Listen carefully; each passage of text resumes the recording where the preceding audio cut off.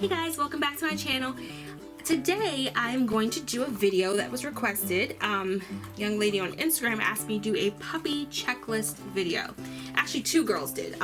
One asked for a very comprehensive checklist and one asked for a very basic checklist. So I'm going to divide this video into two parts. It's all going to be one video, but I'm going to like split it up inside the video for the basics and then for like the nitty-gritty. So let's get into this. So I would say before thinking about getting a puppy, not just a puppy, but any dog, that you do a lot of research. You should be thinking about the amount of money it's going to take, not just short term, like the initial cost of adoption or buying a puppy, but the first year of life where you're doing like all the vaccines and you're getting them spayed and neutered and you know, the initial upfront cost, you got to get all the supplies. And also long term, like if your dog is average going to live like 15 years, that's a lot of money and a lot of time. Can you make that an investment? So think about it, if you're a minor, like if you're a child, and your dog is going to live 15 years, who's going to take care of your dog when you go to college? Are you going to be able to take your dog with you? That kind of a thing. So if you're about to graduate college, are you going to move? Are you going to relocate? How are you going to take the dog with you? Are you about to go into the military? All those things. Like, think about longevity with the dog. I also recommend that you think about the kind of breed. Now, you don't have to get a purebred dog, but even like just the crossbreeds will have certain characteristics of the dogs that they are bred with. So think about it, you know, do you have a really active lifestyle? You may not want like a teacup chihuahua. If you're a couch potato, really laid back, you may not want like a border collie, those kind of things. So also think about the grooming requirements. If you don't have a lot of time and you don't have a lot of interest in keeping a dog in long coat, you're either gonna have to pay a groomer to shave them down however often, or you're gonna have to do it yourself. So maybe you should get like a dog that has really short hair, and then if you have like allergies, think about that. Like the dog sheds a lot, you're gonna be constantly cleaning. Like if you have like an immaculate house and the dog sheds, like is that gonna like get on your nerves after a while? So think about the grooming. Think about the lifespan of the pet. Some dogs live a really long time. So again, that goes back to the money and time, but also the emotional part of that. Larger dogs on average, and there's always an exception, but on average don't live as long. So are you going to get really, really attached and the dog is going to get sick? And you know, the dogs that do live a long time have more and more health issues the farther they go, at least dental. Like most elderly dogs have some kind of dental issue. So think about that. Think about the lifespan commitment of the dog. Again, going into like the lifespan with the health issues, think about health problems. There are certain dogs that are prone to have more health problems.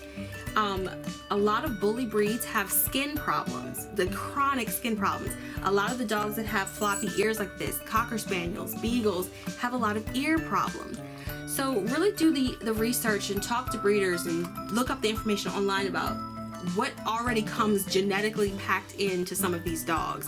And is that going to be something that you're going to want to have to do medication for monthly for the rest of this dog's life? You know, if the dog has allergies, Apoquel is not cheap, okay? And neither is the allergy test they have to do prior to giving you medication for it. So think about that. If your dog is going to have chronic ear infections, like think about the medication and the diagnostics that's done for that.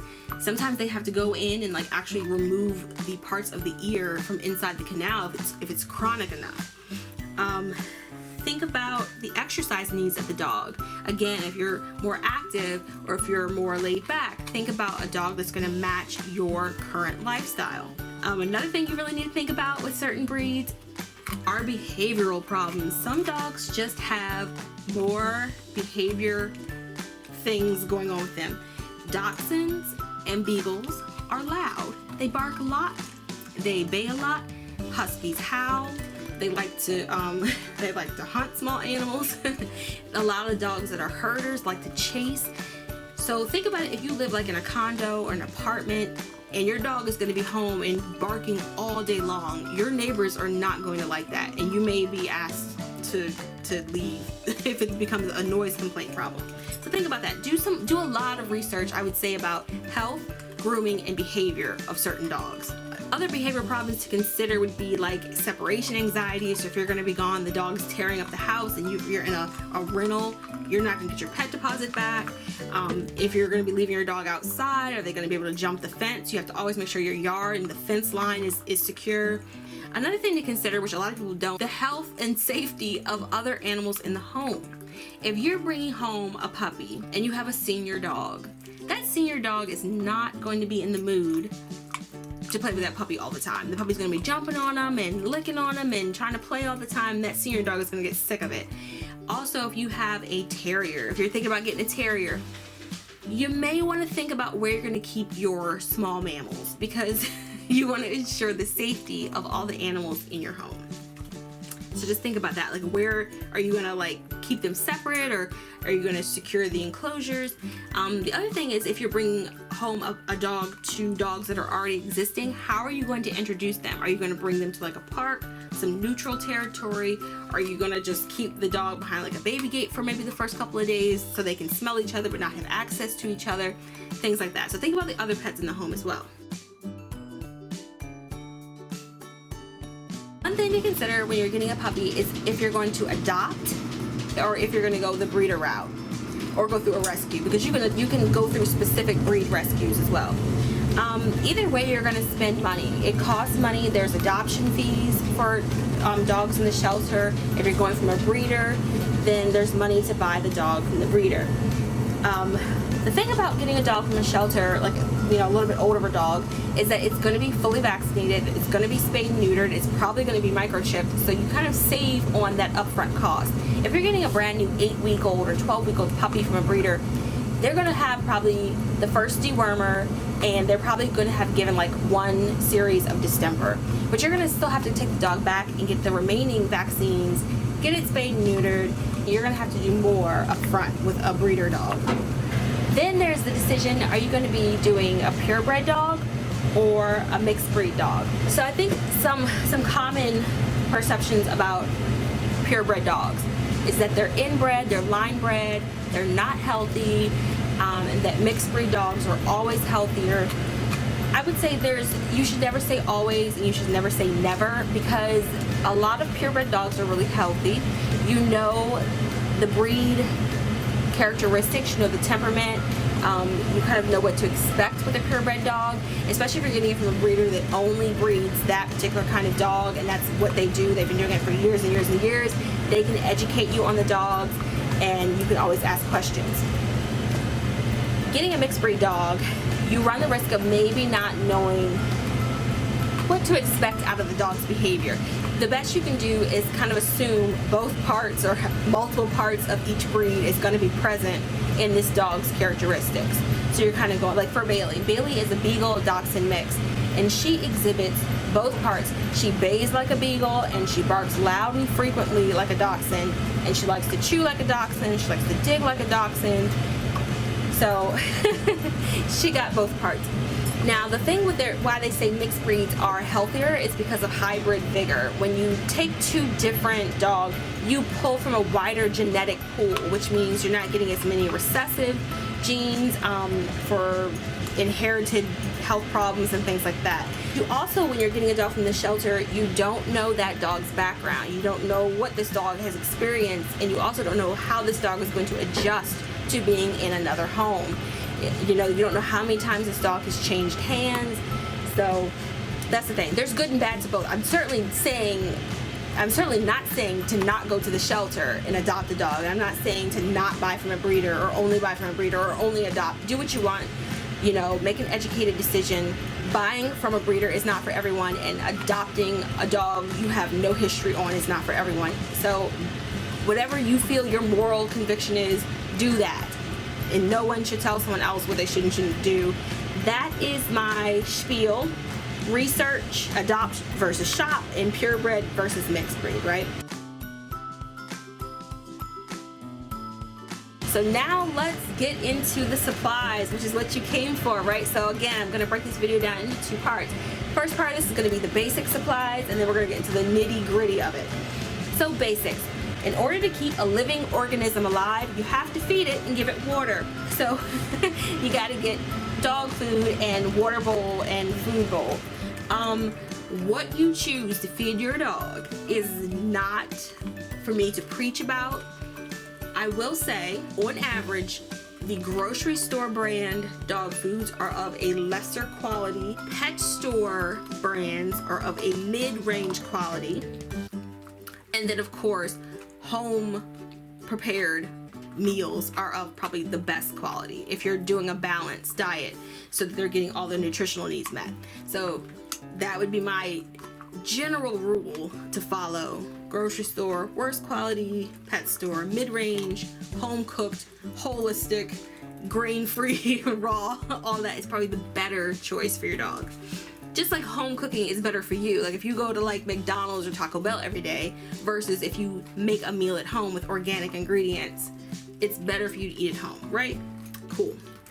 So food, water, and then water bowls and water bottles. You know, I use water bottles for my long-haired dogs, and then like just bowls for the short-haired guys. You're also gonna need, once you've fed that dog and it's drank water, it's gonna have to go to the bathroom. So you're gonna need to take it out to go to the bathroom. So you need to put it on like a collar, harness, leash, head halter, something, so it can go to the bathroom.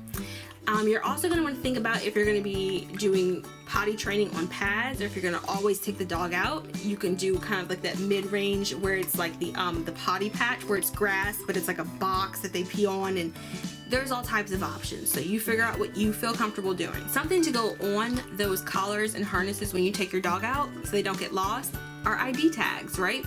But collars, ID tags can come off. So I recommend getting your dog microchipped. Some veterinarians will say to wait till your dog is 6 months old because they'll do the neuter or spay, microchip your dog, and then take out any retained baby teeth all at once on the 6-month mark. My thing with that is that your dog can go missing at any point before 6 months old. Get your dog microchipped right away. Also realize that microchips do not work as like a tracking device. They're not GPS, so if your dog goes missing, you can't figure out where they are from the microchip. You have to also register. A lot of times the veterinarians and shelters will just do the implantation of the microchip under the skin, but you have to go register and make sure your information is always kept current. It doesn't serve any purpose if you get your dog microchipped and then you move and you don't update your information. So always make sure that your information is current. Thinking about your dog being outside as well is that what are you going to do with the waste? If you live in a state where you're legally required to pick up after your dog, are you going to be using a pooper scooper? Are you going to be using little baggies? What are you going to be doing? So think about waste management. You're going to want something to pick up and dispose of the waste. As you can see, puppies need to chew. It's just a natural instinct. It relieves stress. It comforts them. It cleans their teeth. It makes their gums feel good because those teeth are coming in. So I like a variety of different chews. I like Kongs, I like soft, fluffy toys. They're just recently doing these bully sticks because we switched off of the rawhides. So just make sure you have a lot of different variety. Dogs like novel items, so switch them out. Like if you have like a couple toys, switch them out every week, and then wash them, and then give them something new, and then give them something new the next week, and then they love novel items, and it will keep them from destroying your stuff if you give them their own awesome, amazing, fun stuff that you want. You also want to think about containment with a new puppy. When you first get your 8-week-old or 12-week-old puppy home, their bladder is good for maybe 20 minutes. And then remember in that housebreaking video, when they wake up, when they play, when they eat, when they sleep, that's when they need to go to the bathroom. So you want to make sure that you've got them kind of corralled somewhere where it's safe for them. You also want to be mindful of houseplants and electrical cords, things that they can get hurt by. So keeping them in a bathroom or using a baby gate in the kitchen or in a hallway, using a large exercise pen or a play yard, those are all excellent ideas for long-term, like when you're not going to have your eyes on them. You need to have them in a safe area. And then also, you want to puppy-proof your house, cords and plants and cleaners and all types of things that they can get into.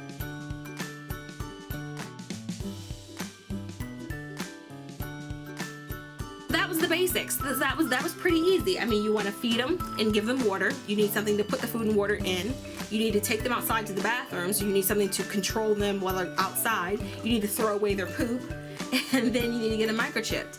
and then have something for them to chew on so they don't destroy your house, right? So that was, and I will always list all this stuff below.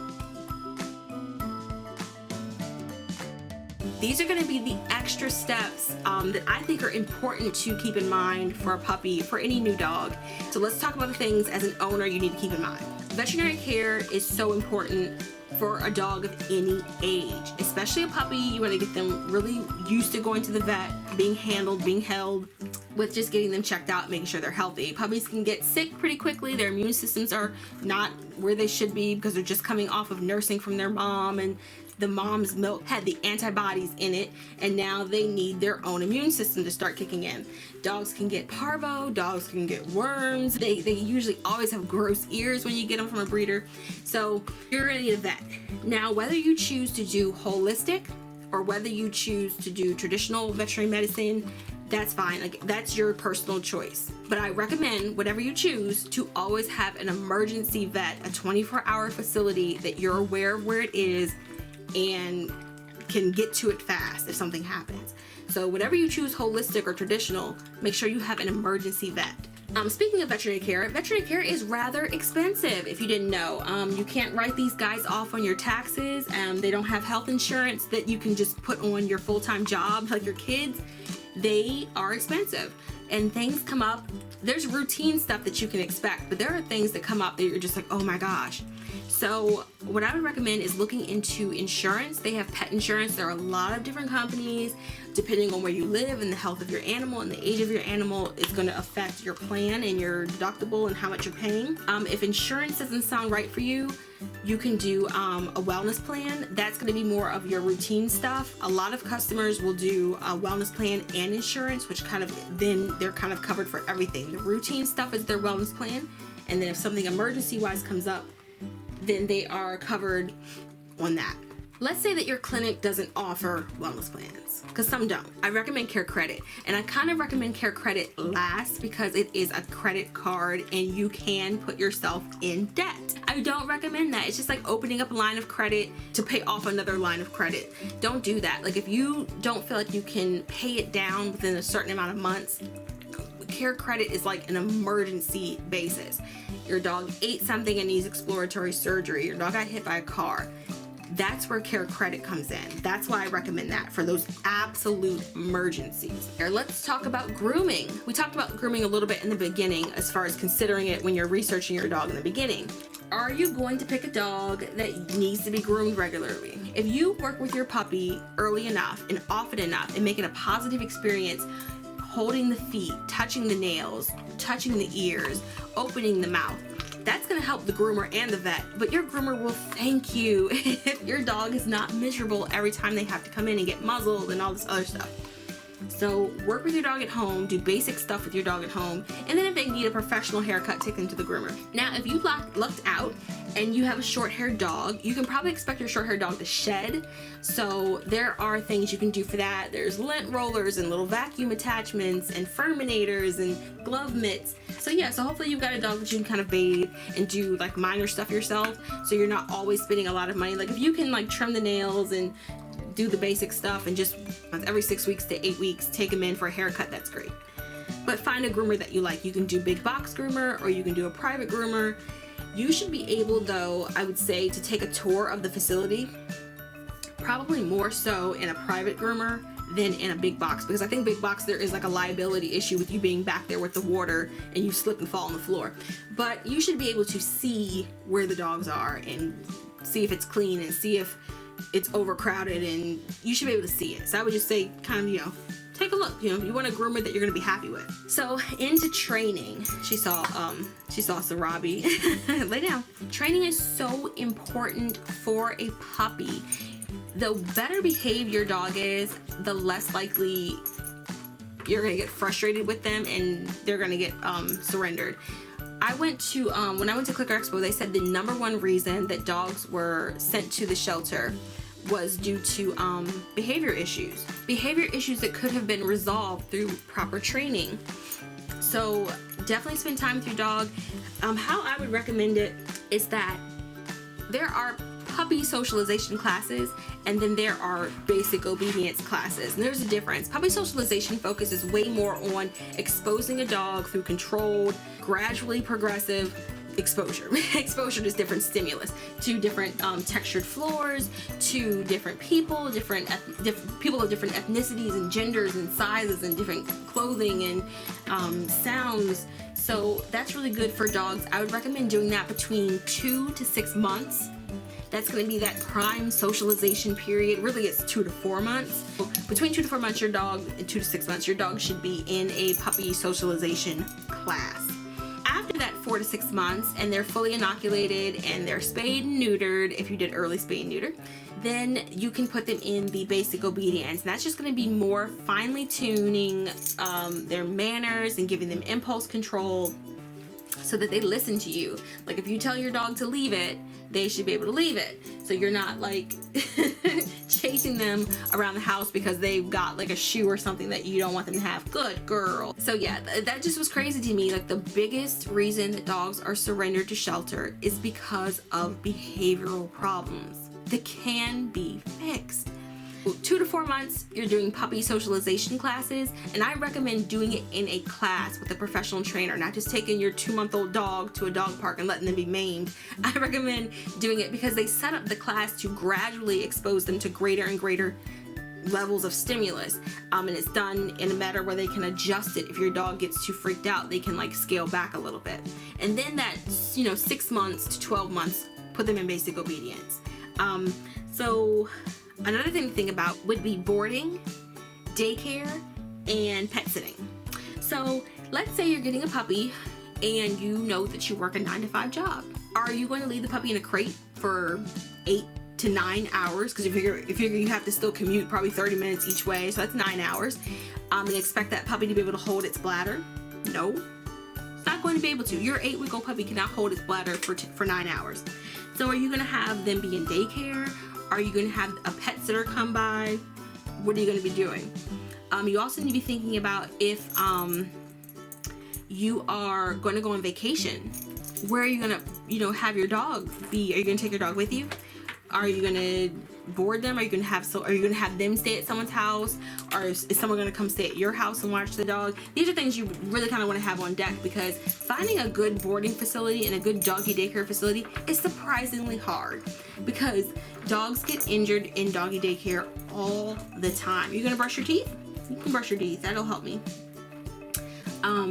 Dogs get injured in doggy daycare all the time. So finding a good boarding facility that's clean, that you like, that you feel comfortable with the personnel, that they listen to your dog's needs, that you can add a la carte services to them to make your dog feel more comfortable.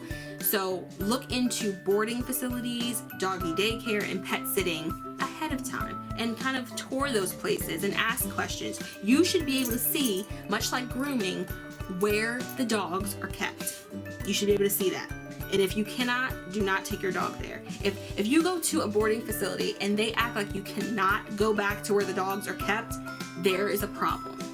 It's either not clean, like they haven't cleaned it, or something. Do not take your dog there. The last thing I want to talk about are fun activities, right? There are so many amazing things that you can do with your dog. You can take them to agility, you can do fly ball, you can do herding, lure coursing, earth dog trials, barn hunts, you can do pet expos, you can go take your dog on vacation, you can go to dog-friendly restaurants.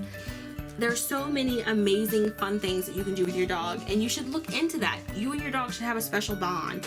I feel like the more time you spend with your dog, the more both of you understand each other and understand what each other expects out of each other. Like if your dog knows you, they really want to make you happy, and so they really do try to please you. So spend time with your dog. That's why you have this dog, is to do like amazing stuff. I mean, you can like take them for walks every day, but like doing like amazingly fun, awesome stuff with them is what's really fun. I'll link some fun dog activities that you can do, especially that are like breed specific, but you can do it with any dog. So that was it. That was I don't even know how long this video was. Hopefully you guys made it through the end. Give me a thumbs up if you made it through the end of this video. Again, I'll include all of this in the description below for you guys. And thank you so much for the 2 ladies who requested this on Instagram. Oh my gosh. It took me a while to get this video out because I kept adding things to it. So I'm glad that it's done. I'm glad I got to do this video. It's actually pretty fun doing the research for it. And it gave me some more ideas to do stuff with Bailey. So with all of them, but Bailey is the puppy, so that's why, you know, I'm trying to get her more and more exposed to stuff. So hopefully this was helpful. Let me know if you have any requests down below. And thank you always, guys, for watching these videos and subscribing. We are almost at 1,000 subscribers, and I don't know what I'm gonna do. That's just so funny. 1,000 of you like these videos and think my dogs are funny or cute or something, and I really appreciate that. So you guys have a good day and stay tuned. Bye.